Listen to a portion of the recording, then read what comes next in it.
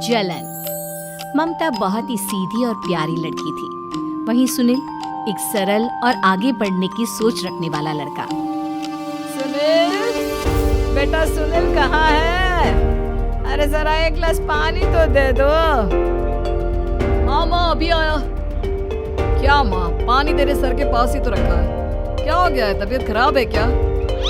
अरे नहीं नहीं, वो उठने का मन ही नहीं कर रहा है, वो देखा ही नहीं। वैसे क्या कर रहा है? यहाँ बैठना मेरे पास। माँ पढ़ रहा था। क्या है ना, नौकरी में तो वक्त नहीं मिलता, अब ऑफिस से घर आकर ही तो वक्त मिलता है। अच्छा ठीक है, पढ़ ले जा बेटा। सुनील पढ़ लिख कर और आगे बढ़ना चाहता था, लेकिन माँ की तबीयत खराब देखकर सोचता है कि शादी ही कर ले। कब तक माँ का ख्याल वो अकेले रख पाएगा? तो एक दिन, माँ ये ममता है, मैंने इससे शादी कर ली है। तुम्हारी तबीयत भी ठीक नहीं रहती, तो मैंने सोचा शादी कर लेता हूँ। घर संभालने वाली और तुम्हें संभालने वाली कोई आ जाएगी तो अच्छा रहेगा। माँ अचानक से सामने बहू देखकर हैरान रह जाती है। बेटा ये क्या बात होती है? न बैंड न बाजा न दहेज न शगुन, ऐसे कैसे बहू आ गई? माँ तू तो जानती है मैं नौकरी के साथ पढ़ाई कर रहा हूँ, तो कहाँ से इतना पैसा बचा पाता कि धूमधाम से शादी करता। वैसे भी माँ लोग तो आकर खाकर निकल जाएंगे, इसलिए बस वैसे ही। माँ जी मैं आपका ख्याल रखूंगी, वैसे भी ये आगे की पढ़ाई कर रहे हैं, अच्छा कुछ कर गए तो सबके दिन फिर से अच्छे आ जाएंगे। सास को ममता की बात ठीक तो लगती है, लेकिन मन में कहीं ना कहीं लगता है कि कहीं बहू बेटे को लेकर फुर्र ना हो जाए और फिर तो वो रह जाएगी अकेली।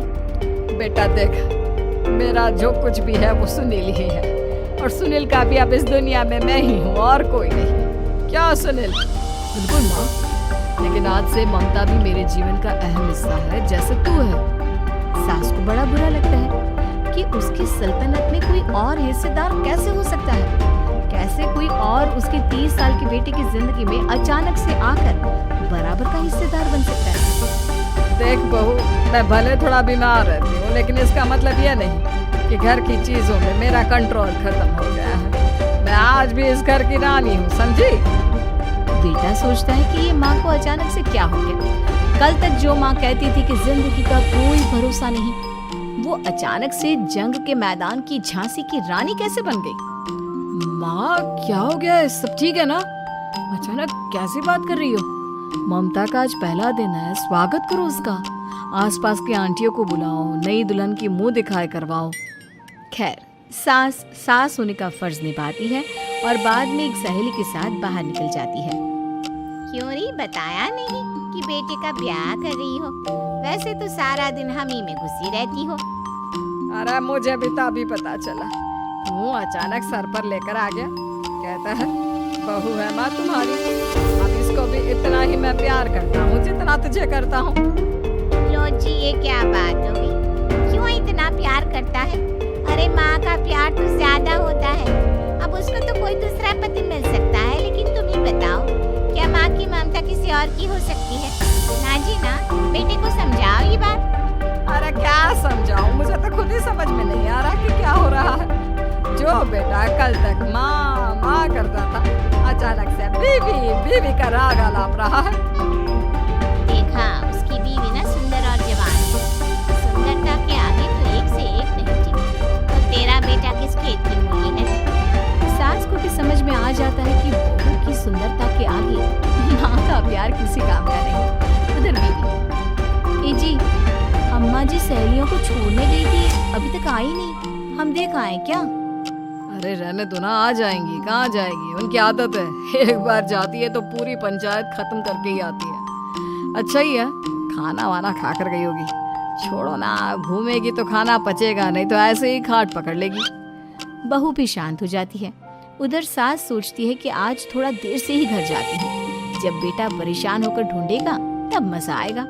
बीवी को खुद ही पता चल जाएगा कि माँ के आगे उसकी दाल नहीं गलेगी। लेकिन वहीं दूसरी ओर घर पर, ए जी माँ जी अभी भी नहीं आई, हमको तो घबराहट हो रही है कि क्या करें, जाकर पता करें किसी के घर। अच्छा कहाँ जाओगी ये भी बता दो। पहला दिन है तुम्हारा इस घर में और एक ही दिन में मोहल्ला छानोगी क्या?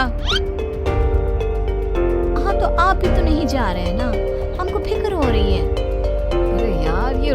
अम्मा का, खाओ और सो जाओ। बस फिर क्या था, बेटा बहू खाना खाते हैं और कमरे में सोने चले जाते हैं। उधर जब सास को कोई देखने नहीं आता तो वो हार कर घर आ जाती है, जहाँ वो देखती है कि सारे घर की लाइट्स बंद है। सास को गुस्सा आता है, बहू, ममता बहू कहाँ हो? लेकिन सारे दिन की थकी बहू को ऐसी नींद आती है जैसे किसी ने भांग की गोली खिला दी हो। वो तो नहीं उठती। उठकर आ जाता है बेटा। क्या बात है अम्मा, काहे चिल्ला रही हो? अरे सो जाओ ना, सुबह की थकी है बहू, वो सो रही है। जोर से बोलोगी तो नींद खुल जाएगी उसकी। माँ को गुस्सा आ जाता है। फिलहाल तो सो जाती है, लेकिन मन ही मन ढेर सारा जहर बहू के लिए भरा होता है।